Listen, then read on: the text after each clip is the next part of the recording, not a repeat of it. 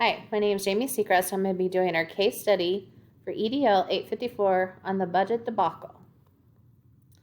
Summarization of the case. Carlos Santos is a principal of Briardale Elementary.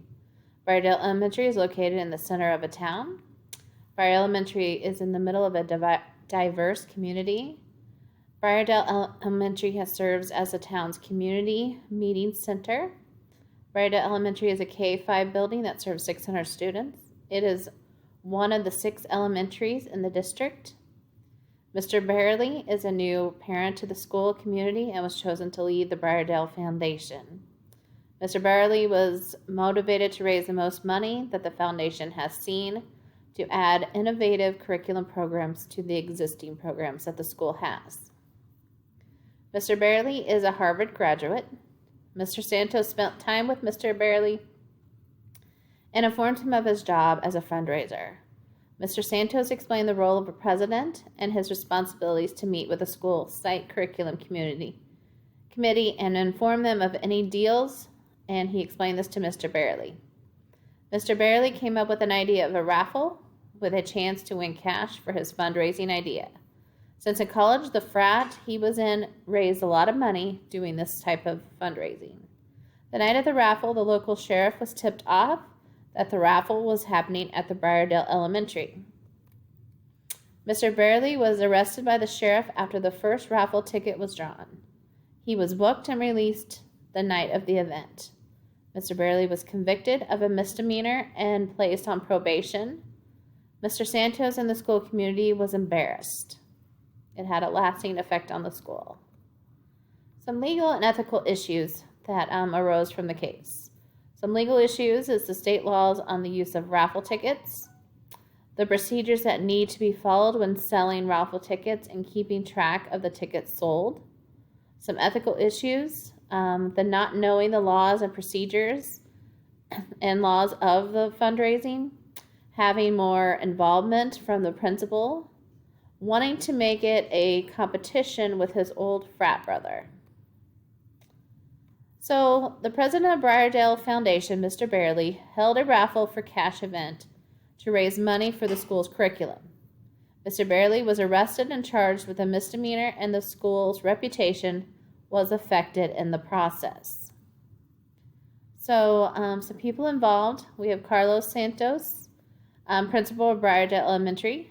We have Mr. Barely, is the new president of the Briardale Foundation. We have the local sheriff, students of the school site curriculum committee, and parents of the Briardale Elementary. So there are 6 elementary schools. They have 2 middle schools and 1 high school in the town. The Briardale Elementary School is used for community events, and it is a pretty diverse community. Briardale Elementary is a K-5 building. It houses about 600 students. They're fundraising for music, art, and foreign language, and innovative curriculum. So the school principal, Carlos Santos, has an important stake in the funding of the school. There are 600 students that are affected since they are not receiving the funds that are needed to help bring in more innovative curriculum and help fund the existing curriculum. Mr. Barely has a stake since he was charged with a misdemeanor and is on probation. Mr. Barely failed to raise the funds needed for the school. So when evaluating the options, option 1 is to take no action.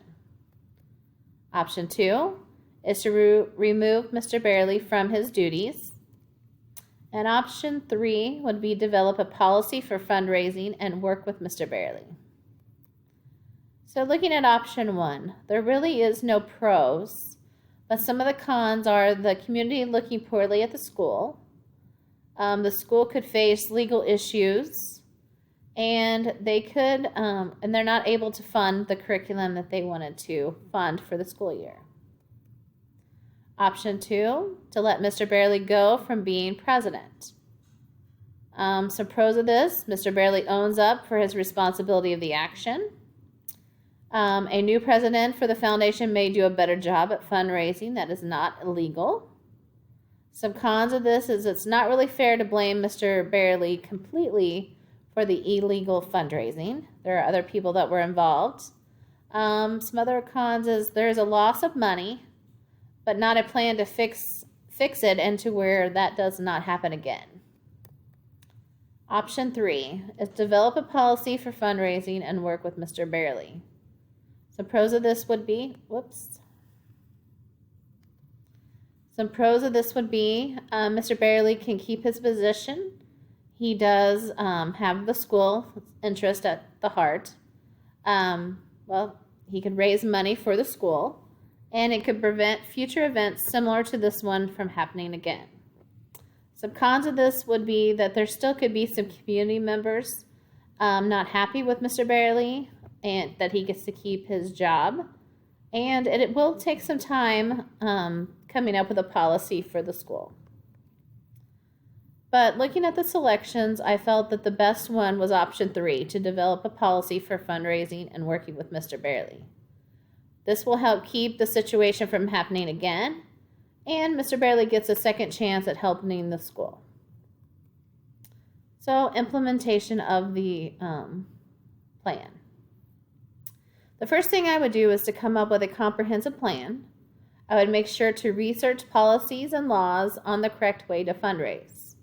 I would have Mr. Barely work with me in developing this policy and submit it to the site curriculum committee for approval and any suggestions that they may have. Then come up with some examples of fundraising that's not illegal, but will help benefit the school. I would also have Mr. Barely make a public apology to the community on his illegal fundraising. And when putting the ideas together, I would take on more of a leadership role, but still keep the open communication and the relationships positive with Mr. Barely and the site curriculum committee. I want them to know that I still respect Mr. Barely and appreciate his ideas and thoughts on how to benefit the school. And then when going through and writing the policies for fundraising, I would also make sure that the superintendent and the school board are involved and they are aware of my vision for the school. Some additional questions that I thought were good.